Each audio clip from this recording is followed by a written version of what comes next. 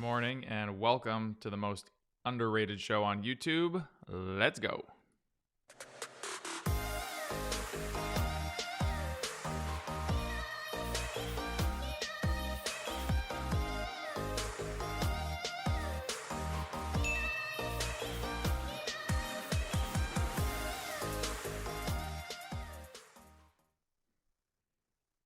This hoodie that I'm wearing looks really weird on camera. Maybe it is weird. I don't know. Fabletics. All right. Let's see here. So, jobless claims came out today. Of course, the Fed said what they said yesterday. Oh, boy. Okay. Somebody already asked the question. This was a good question. How do I find stocks to trade? I look every night and got nothing. So, I run screeners on them. And if you want to, by the way, smash the like button for me. If you want to jump into the Bid and Ask Nation right now, I'm going to be doing a trading seminar on Saturday at 9 a.m. Eastern Time. And with that, I'm going to start from very, very basics of trading and charting and whatever, and I'm just going to work our way up. So that can be one of the questions that you asked me in the Q&A, and that's that. Okay, let's see what we got going on here. So futures are pretty flat this morning I'm actually surprised they're pretty flat. I guess NASDAQ's ticking down a little bit, but everything that the Fed said yesterday, everything that's coming out about the jobs and this and that, I thought things would go in one direction or another. I have no idea which direction. But as we can see here, the interest rate yields are starting to tick up a little bit. The Treasury yields are starting to tick up a bit. 3 month, basically nothing, but that's a pretty big jump for the 10-year to jump 6 basis points overnight. But we'll see where those go. Of course, we had Jamie Dimon coming out the other day saying that he's going to be waiting. Well, the bank is going to be waiting and starting to see different interest rates hikes and whatnot. Why do I keep saying interest rates? Seeing treasuries increase in price before they start parking cash in different places. Right now, they're just sitting on cash. So let's get going with this. All right, cool. Just reading your comments, seeing if there's anything interesting. Okay, so jobless claims. Initial filings unexpectedly rose to 412,000 last week, peaking that magic 400,000 number. So, initial unemployment claims rose to end a 6-week streak of improvements. In the coming weeks, a phase out of the enhanced unemployment benefits across many states may decrease the total number of claimants. I've been saying for a little while that I do think that as soon as we start seeing the what am I trying to say here? As soon as we start seeing a lot of these states that are cutting out their pandemic $300 a month thing, I think that's when we're going to start to see real unemployment numbers come down. These jobless claims are really going to tank back to their typical 200,000 where they were sitting pre-pandemic, because there are a lot of jobs open. So I think this is going to force people into those roles. So let's see what happens over the next. September will probably be September will probably be your true reading, but we're going to find out. So this week it was 412,000. Expect against the analyst estimates of 360,000. New filings were expected to hold below that 400 level, and they did not. So, but you can see how gradually they're coming down. Most industries are reporting acute labor shortages, but that could fall out by fall as the the pandemic era unemployment benefits are phased out and schools are reopening, allowing parents to go back to work. So I do think that will be the case. All right. I'm just reading more comments. I can't afford the Bid and Ask Nation. You can afford it. Just cut in other areas. Depend on what's important to you. That's all you got to do. All right, let's go to the brief. The Fed won't talk about talking anymore. These are the weirdest things that they've been saying. Jerome Powell was saying the central bank is done talking about talking, and we're done thinking about thinking. And this is like, okay, whatever you guys want to say. So basically, what the Fed said yesterday. Let me go back to March. What the Fed said in March and prior to March, but what they reiterated in March was that they were going to hold interest rates at zero through the end of 2023. And with that, they were not going to start increasing interest rates until 2024. And even those interest rate tick ups would be maybe 0.25%, maybe 0.5%. Then this inflation stuff started coming in. And with the inflation, it was coupled with all of the shortages that we're seeing in every single industry. We're seeing shipping shortages. We're seeing housing, lumber shortages. We're seeing increased prices in everything that is out there. Of course, the inflation number doesn't include gas or food, but those numbers are absolutely inflated. So the Fed came out yesterday and said that they will likely start increasing rates in 2023 rather than 2024. So that sent the markets for a little bit of a tizzy. They do not want high interest rates, especially in tech, because tech borrowing, even though we're not seeing a lot of the bigger companies like Apple, Microsoft, etc., but these smaller companies that are borrowing a ton of money, they are the ones that are going to be borrowing, and borrowing money is a lot cheaper for them. So the more expensive that money is to borrow, I guess investors don't like that, and they want to see the stock market come down. So coupled with that, the Fed has been doing $120 billion a month in basically quantitative easing. They're buying treasuries, and they're buying mortgage-backed securities. They've started talking about trimming that back also. So there's a lot of things that the Fed needs to discuss, and I don't think we're going to start seeing anything until their August meeting in Jackson Hole, Wyoming. But Powell confirmed at this week's policy meeting that the central bank has been talking about changing this program. That's the mortgage-backed securities and the treasuries. I expect we will say more about this timing of tapering asset purchases as we see more data. Let's see here. The data series, based on this dot plot that they come up with of where all the Fed presidents sit on their opinion, the data series is now suggesting that 2 rate hikes will be by the end of 2023. Now, how do you combat inflation? You increase the interest rates. So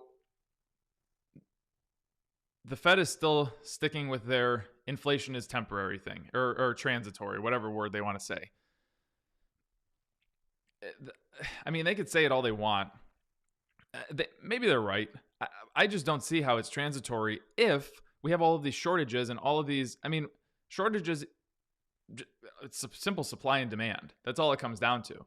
So that's why I'm not seeing how there's no timeline for all of these shipping industries and this and that to get back to 100%. Hell, we have the chip makers shortages. Cars are a major problem. Used car sales are up 28 or 29%. Just at the end of April, they're up 21%.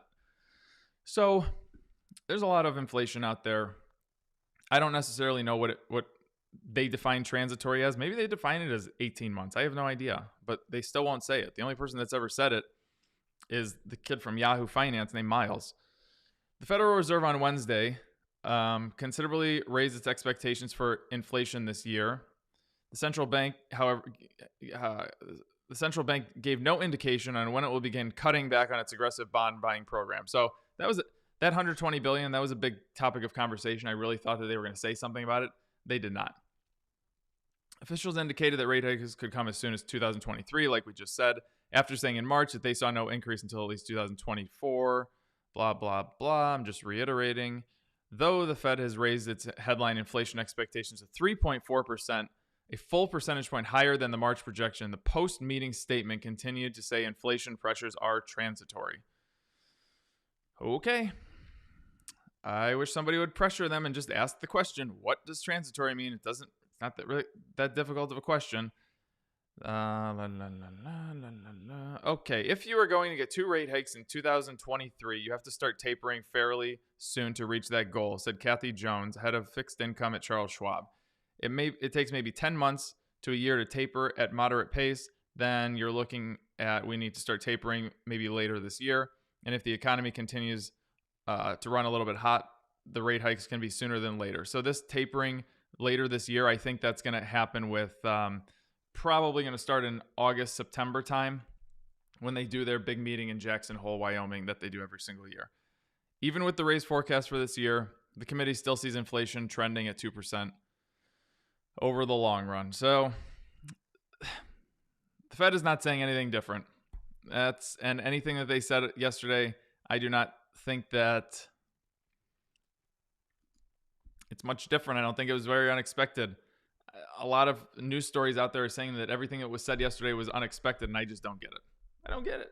I don't think it was unexpected. They said exactly what I was expecting them to say, with the exception of I thought they were going to start tapering back on that, on the $120 billion quantitative easing. But besides that, I came out looking at the thing and I was like, oh, I think the market's going to be up from what they said. I guess not. What do I know?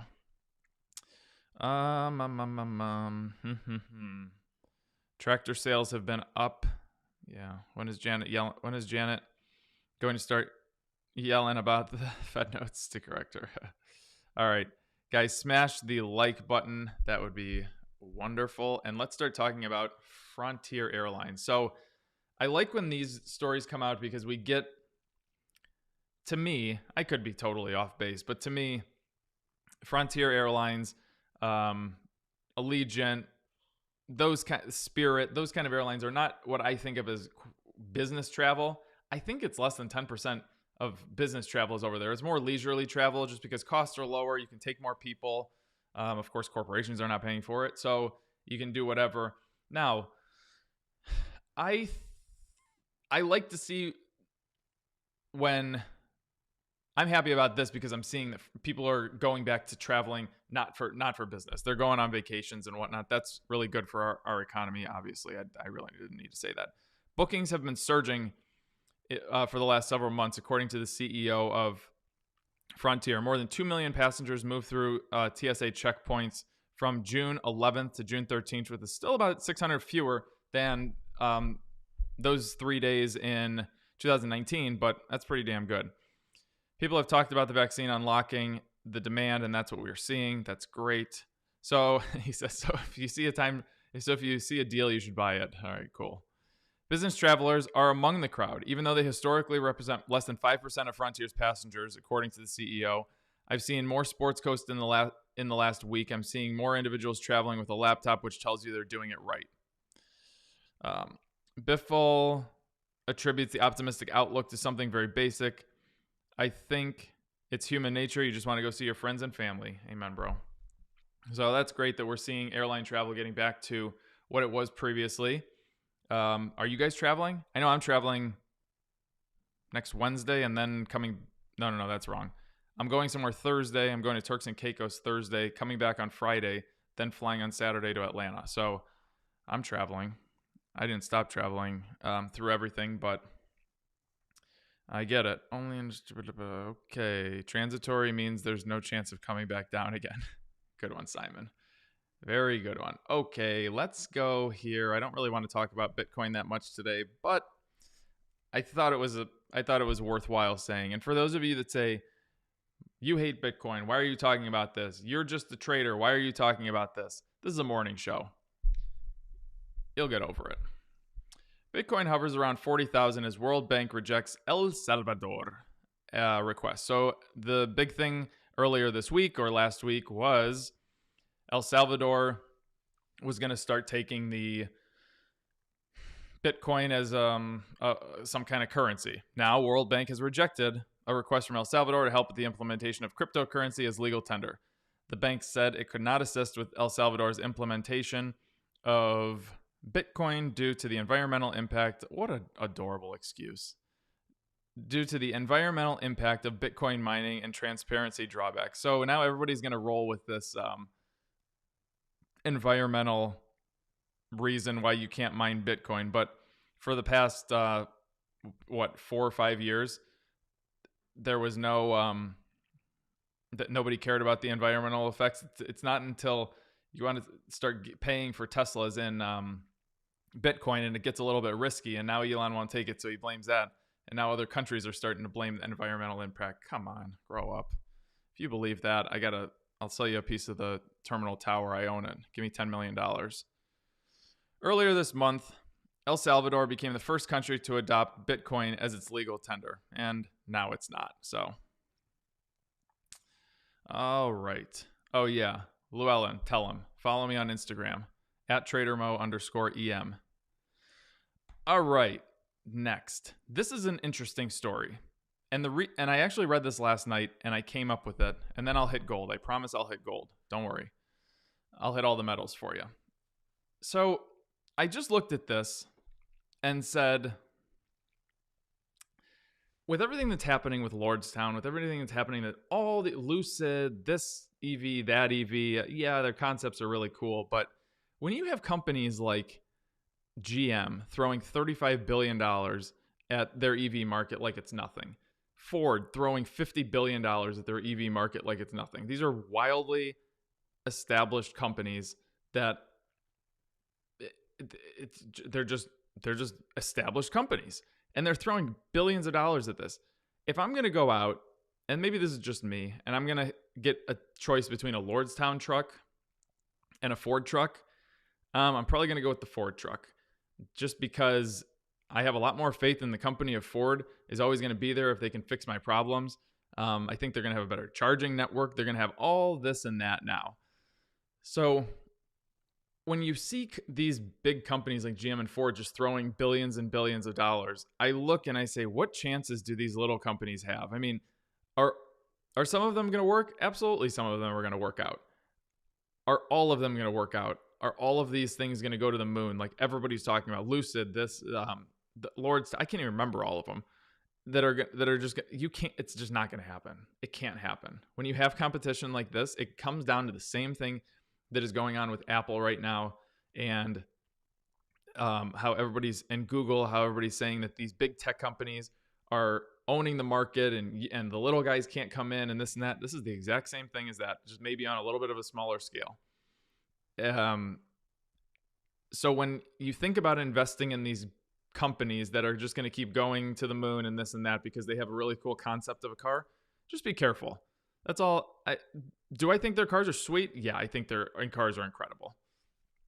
The Lucid is one of the coolest cars I've ever seen. Do I think it's going to work? I have no idea. This Lordstown thing, maybe it's a day late and a dollar short for what they're doing with trying to get into this market with the current situation that they're in. All right. The automaker said Wednesday that it would increase, this is GM, that it would increase its investments in electrical and autonomous vehicles by 75% to $35 billion. GM is targeting an annual global EV sales of more than 1 million by 2025. Also put that into perspective. They're targeting 1 million by 2025. I mean, how can Tesla how can they compare to this? Maybe they're selling 1 million cars by 2025, and on top of what GM is doing, they're also going to be doing all of their internal combustion engines. And it's like, come on. How are you supposed to compete with this? Some of the first big releases under the EV spending will be the GM's all-electric Hummer and Cadillac Lyriq. That sounds pretty cool. Ford says in May it will spend $30 billion on the electric vehicle development. So they're just going to throw $30 billion at it, just like that. No thought, anything like that. I'd like to see any other EV company throw $30 billion at something. The company anticipates that 40% of its global volume will be fully electric by 2030, fueled by new models of the Mach-E and the F-150. So, Michael, Ford and GM could be late to the table. I'm not going to argue with you on that. That's fine. You can take that argument. Ford and GM can also afford to be late to the table, and they're proving that. And there's no arguing that they can afford to be late to the table. And both of them just threw $85 billion at their EV developmentness, and yeah, it's disruptive. It's disruptiveness, Mo. You won't get it. Thank you. I don't understand disruption. Speaking of disruption, Biogen is disrupting my brain. Biogen, guys, is not aducanumab. Don't panic. I saw this morning and I was like, oh my God, they halted the drug. They did not. Biogen halts developmental antibody drug aimed at Alzheimer's, so it's not the same one. So a little bit of trouble for Biogen, but it was a phase 2 study, so it was kind of expected. It would Biogen said it would halt development of the antibody drug aimed at treating Alzheimer's disease after the study showed no benefit to patients. The antibody BIB092 didn't show efficacy compared to placebo in patients with mild cognitive impairment due to Alzheimer's and mild Alzheimer's disease or dementia. No treatment benefit was seen. So it happens. This is what you get. And you know, the reason I found this story, I was looking for a story about Eli Lilly, the CEO. He even said that he was incredibly surprised by the approval of the aducanumab drug from Biogen and the FDA, and just very shocked that it went through. And it's going to maybe set that new precedent for the FDA. So we'll see what happens with that. Smash the like button for me. And I think that's all my stories for the day. Now, nope. I got one more. I got a good one. So those of you that don't know, this is pretty funny. This is one of my favorite stories. Cristiano Ronaldo sat up at the podium the other day at the Euro Cup, and he said, they put 2 bottles of Coca-Cola in front of him. Let's just watch it. Let me make sure I'm muted here. And let's see, watch this. So he sits down at the podium. There's 2 Coca-Cola things right here. He just looks around, looks at them. Then he grabs the 2 Coca-Colas, moves them to the side, and he picks up his water and he says, "Water, drink water." But he said it in Spanish. And the Coke was the number 1 trending stock on Yahoo Finance yesterday, which is pretty funny. And yeah, I mean, it was more trending. It was higher trending than GameStop and AMC. So that's just pretty funny. Actually, Coke did a good job. They came out and said Cristiano's entitled to drink whatever he wants to drink. And that's that. But that was a pretty good story. I really like that one. All right. What do we have next? I wanted to talk about one more thing, and I can't remember what it was. Oh, the gold. Okay. So gold is going to be okay. Remember, guys, gold is Portuguese. I'm sorry, Portuguese. Grand Poobah, thank you for correcting me. He was speaking Portuguese. Where was I going with this? I can't remember what I was going to say. Oh, gold. So gold is going to be fine, guys. Gold is a very long-term investment. You can't look at gold, unless you want to just go ahead and trade it. You can't look at gold as what's going to happen in the next 6 months. You got to look long-term with this. It's a hedge against everything that you know is coming. Just because the Fed spoke yesterday and something dropped in price doesn't mean that it's over. Like, you need to look at this long-term and say, we're still in the same situation that we were in and that we have been in for a very long time. That's what I think about gold. That's what I think about all materials and I mean all metal commodities. Let's see. Yeah, gold goes up, gold goes down when interest rates go up. I mean, yeah, but also when the dollar goes down, gold is going to go up. And the dollar is in dire straits. You can't print this much money and expect the dollar to be okay. You just can't do it. Yeah, I look at gold and silver the same way. Let's look at the dollar. So the dollar, this is why gold is up. So the dollar, man, this is so annoying. This tool is garbage. All right. This is the dollar yesterday. Yesterday. Just rallied up. So this entire decline is your reasoning for your gold prices increasing. This is the reason for your gold prices decreasing today. You got a pop in the dollar. I just don't see how the dollar can stay sustained with being diluted as much as it has been. It just doesn't compute with me. Somebody smash the like button for me. Smash the like button for me. And you can see, here we go. Gold dropped today. Dollar was up here. Gold's down here. It is what it is. Don't panic. Long-term play, guys. Long-term play. All right. Let's see. Patreon.com/everythingmoney. If you want to join, this tier right here, $24, gets you all the software for free. If you want to join the Bid and Ask Nation, that's with me. Remember, I'm doing the trading seminar on Saturday, and we also have the Patreon fireside chat tomorrow night at what time is it at? Well, I'm not sure, but it's in the Discord. Maybe it's 6 o'clock, 7 o'clock. I'm not sure.